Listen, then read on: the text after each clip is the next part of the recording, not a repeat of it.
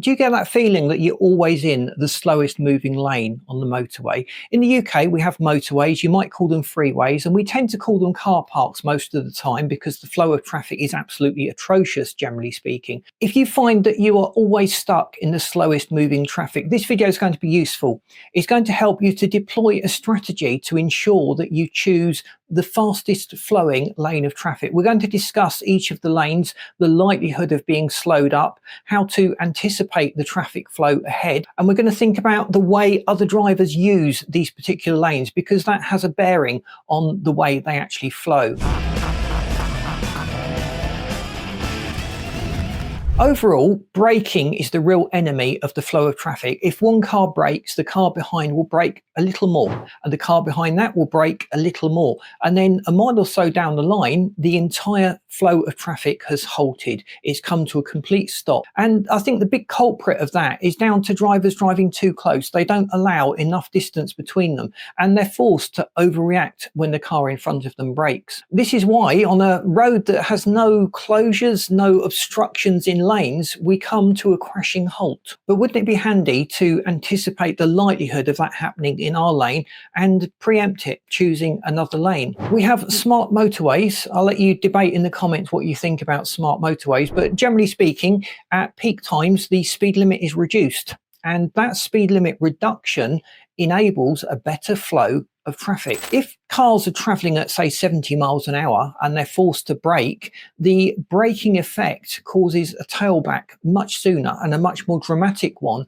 than if all the cars were traveling at 50 miles an hour. The overall traffic throughput on smart motorways, where the speed limit is restricted at peak time, is about 15% better. And that goes some way to show that often a steady, maintained pace is better than fast bursts of acceleration and speed and then sudden braking and slowing up, especially when it comes to maintaining the flow of the traffic. Now, this is where we start to understand the strategy. We know the mechanics of speeding and slowing up and how that affects the overall traffic flow, causing lanes to crawl or even come to a stop. Think now about the lanes in the road. We're going to talk about a 3-lane road, but obviously this also applies to 4, 5, 6-lane roads, whatever you have in your area. Now, in the UK, generally speaking, the inside lane is where you find the lorry drivers and the HGV drivers. These are more experienced drivers. They're generally at the top end of driving ability because they've had much more additional training. They're dealing with much heavier vehicles. They have to maintain a constant speed which is slower than the speed limits. Often these vehicles are limited to 56 miles an hour for argument's sake.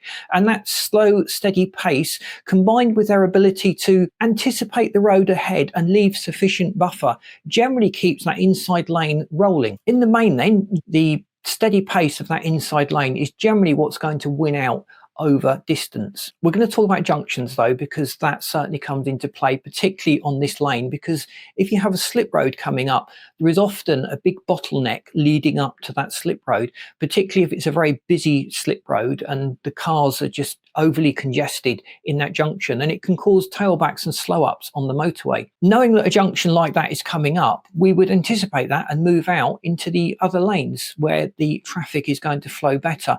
And often after these junctions, providing there's not a lane joining the motorway, you'll also find that traffic flows better on that inside lane. Using that one strategy will generally allow you to make better progress. But let's think about the other lanes on the road. The middle lane is probably the one that has the most disruption from the other 2 lanes. Drivers on the inside lane and the outside lane are both entering and exiting that middle lane, and that can often lead to more congestion and bigger slow ups, or periods of pulsed slow ups and steady speed, more so in that middle lane than in the other lanes. The outside lane, the overtaking lane, or some people would like to call it the fast lane, but we do not call it a fast lane. I'll let you debate in the comments as to the merits of that designation on that particular lane. It generally attracts the faster flowing traffic. Cars that are in a hurry tend to go in this lane. They tend to average a higher speed over short bursts, but that braking effect cuts in.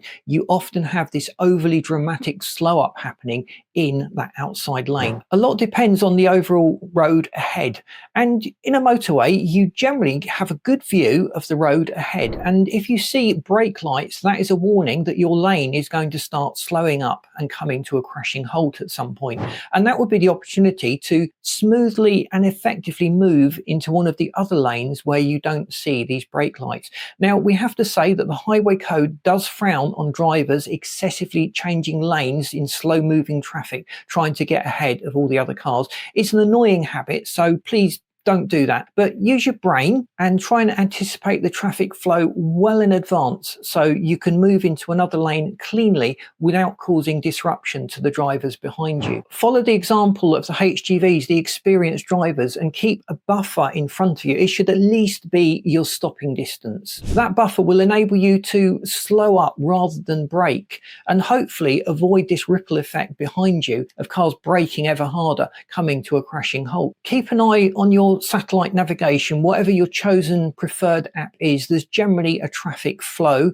You often get warnings of incidents up ahead, and if there's a warning about an incident on the inside lane, you get the rubberneckers, the people that slow up to see the incident. There's just something about a crashed car or a motorist stuck at the side of the road or the police doing something at the side of the road that forces us all to take our eyes off the road, slow right up and have a good old look. If we know something like that is coming up, move to the outside lanes where the view of the incident is limited, therefore the distraction is limited and the traffic will generally flow a little bit better. You may even spot on your traffic app that there's red or amber coming up, and if there's a junction, employ the junction rule. Move away from that inside lane where the junction tailback is going to be snarling up and move swiftly into the middle or the outside lanes where the traffic is flowing better. Again, remembering to look far ahead, 20, 30, 40 cars ahead, to try and anticipate the overall flow that we're going to be moving into. And in that way, we can probably avoid a lot of the delays on the motorways. Hopefully, by the end of this video, we've understood that it's more of a strategy to avoiding traffic. There is no set lane that is always going to move more quickly, but understanding the types of drivers and the inherent advantages and disadvantages of being in a certain lane at certain points, like a junction coming up ahead or just heavy traffic, will enable us to make better decisions and avoid those slow moving bottlenecks. If you've enjoyed the video, please boot that like button. That really does help us to get out there. Subscribe to the channel so you don't miss out on the great content we've got coming up, and I've lined up this video and this playlist that you should find really interesting. Thanks for watching. See you in these next videos.